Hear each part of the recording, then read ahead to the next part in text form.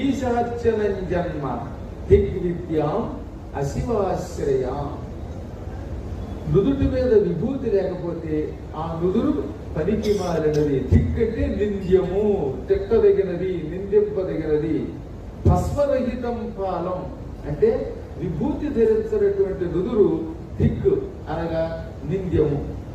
ఒక వ్యక్తికి నుదుట విభూతి లేకపోతే వాడు వృత్తి పనికి మారిన లెక్క.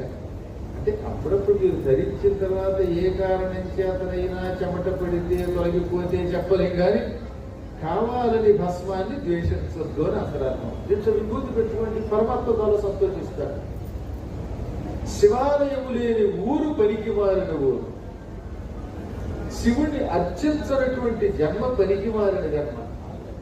ఓం నమ శివాయ సిద్ధం నమః రాయకుండా విద్యాభ్యాసం చేస్తే అటువంటి విద్యాభ్యాసం కూడా పనికి మారిన విద్య.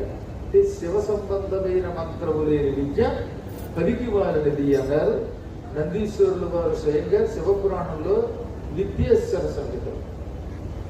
అందున భస్మం ఇప్పుడు వీళ్ళు యజ్ఞం చేస్తున్నారుగా, ఇవాళ మొదలుతుండే నుంచి మొదలు పెట్టి ఒక 11 రోజులు చేస్తారు, 12 రోజులు పూర్ణావతి అనుకుంటాను.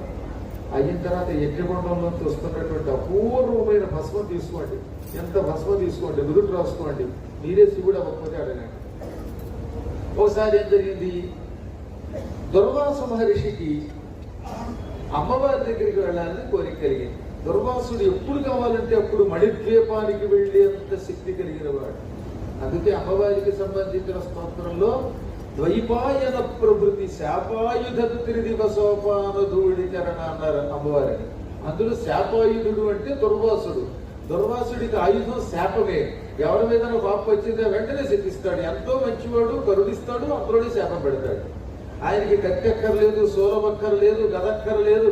క్రోధం వచ్చిందా ఎటువంటి వాడినైనా శపించి నాశనం చేస్తాడు. అందుకే ఆయనకి శాపాయుధుడు అని పేరు. ఇటువంటి దుర్వాసుడు ఎప్పుడు కావాలంటే అప్పుడు మణిద్వీపానికి వెళ్ళగలడు. ఎందుకంటే రుద్రవంశ స్వరూపుడు కనుక. ఒకసారి ఆయనకి అమ్మవారి దర్శనం చెయ్యాలనిపించి మణిద్వీపానికి వెళ్ళాలనిపించింది. వెంటనే శరీరం అంతా భస్మం పూసుకున్నాడు.